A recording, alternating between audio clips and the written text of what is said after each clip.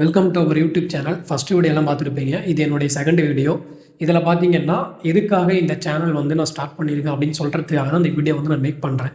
அதுக்கு முன்னாடி என்னை பற்றின ஒரு சின்ன இன்ட்ரோ. 1ஆவதுலேருந்து 10ஆவது வரைக்கும் தமிழ் மீடியம் தான் படித்தேன். கவர்மெண்ட் ஸ்கூலில் தான் படித்தேன். 10th வேறு ஸ்கூல் ஃபஸ்ட் எடுத்துட்டேன். நான் 474 கவர்மெண்ட் ஸ்கூலில் நான் தான் ஸ்கூல் ஃபஸ்ட்டு.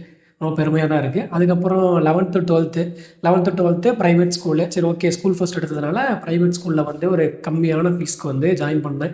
அங்கேயும் நல்லா படித்தேன். அதுக்கப்புறம் இன்ஜினியரிங் ஜாயின் பண்ணேன். ஒரு ப்ரைவேட் காலேஜில் தான் போகணும் அப்படின்ட்டு அடம் பிடிச்சி இன்ஜினியரிங் காலேஜ் வந்து ஜாயின் பண்ணேன். இடையில பார்த்திங்க அப்படின்னா எப்பவும் போல் லாக்டவுன் அப்படிங்கிறது ஒன்றும் வந்துருச்சு. லாக்டவுன் வந்ததுனால ஃபுல்லாக பிளாங்க்கு. ஆன்லைனில் அட்டன் பண்ணுறது, கிளாஸ் அட்டன் பண்ணுறது, கிளாஸ் கூட ஒழுங்காக அட்டன் பண்ணவே கிடையாது. அதுக்கப்புறம் எக்ஸாம் வந்து ஆன்லைனில் பார்த்து எழுதுறது, பாஸ் பண்ணியாச்சு. எப்படியோ டிகிரி வாங்கியாச்சு. கொரோனாவில் டிகிரி வாங்கியாச்சு. ஃபுல்லாக பிளாங்க்கு. அதுக்கப்புறம் பார்த்திங்க அப்படின்னா சரி என்ன தான் பண்ணுறது அப்படின்னு சொல்லிட்டு பிளேஸ்மெண்ட்டு நாட் வில்லிங் கொடுத்தாச்சு. டிஎன்பிஎஸ்சி தான் படிக்கணும் அப்படிங்கிற ஒரே குறிக்கோளோடு இருந்தேன். அதுக்கப்புறம் சரி குரூப் 2 படிக்கலாமா, இல்லை வந்து டெக்னிக்கல் நான் படித்த ட்ரிபிள் இ சம்மந்தப்படுத்திட்டு கிபி எக்ஸாம் படிக்கலாமான்னு சொல்லி அது வேறு ஒரு கன்ஃபியூஷனு. அந்த டைமில் தான் சரி ஓகே நம்ம வந்து படித்தது ட்ரிபிள் இ தான், அதை படிப்போம்னு சொல்லிட்டு அதை வந்து ஆரம்பித்து அதுக்கப்புறம் அது ஒரு 6 மந்த் போணுச்சு. அதுக்கப்புறம் தான் ட்ரிபிள் இ ஒன்றுமே காலேஜில் படிக்கலையே, ஒன்றுமே புரியல.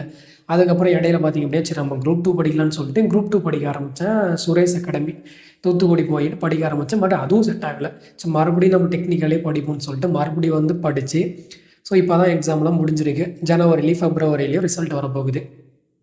சரி, ரிசல்ட் வர வரைக்கும் நம்ம ஏன் வெயிட் பண்ணணும்? நம்ம வந்து நமக்கு பிடிச்சதான் யூடியூப் சேனல் ஆச்சு. நம்ம காலேஜ்லேருந்து ஃப்ரெண்ட்ஸ் கிட்டலாம் சொல்கிறது, மச்சான் நான் எப்படியாவது யூடியூப் சேனல் ஸ்டார்ட் பண்ணேன்டா அப்படின்னு சொல்லிட்டு அவங்ககிட்ட சொல்கிறது. மதன் கௌரி மாதிரி இந்த மாதிரி ஒரு பெரிய சேனலாக வரணும்னு சொல்லிட்டு அப்போவே ஒரு ஆசை. ஸோ அதுதான் இங்கே கொண்டு வந்து நிறுத்தியிருக்கோம் என்னன்னு தெரியல. சரி, எக்ஸாம் தான், ரிசல்ட்டு ஜனவரி ஃபெப்ரவரி வரப்போகுது. அதுக்கு முன்னாடி நம்ம வந்து சேனல் க்ரியேட் பண்ணி வீடியோ போடுவோம். நம்ம எக்ஸ்பீரியன்ஸ்லாம் ஷேர் பண்ணுவோம். நம்ம பண்ண மிஸ்டேக்லாம் மற்றவங்களாம் பண்ணக்கூடாது. நம்ம ஏதாவது ஒரு இன்ஃபர்மேஷனை கொடுப்போம் அப்படிங்கிறதுக்காக தான் இந்த சேனலை வந்து மெயினாக ஸ்டார்ட் பண்ணுறேன். நமக்கு தெரிஞ்ச விஷயத்த மற்றவங்களை ஷேர் பண்ணலாம் அப்படிங்கிறதுக்காக தான் இந்த சேனல் ஸ்டார்ட் பண்ணியிருக்கேன்.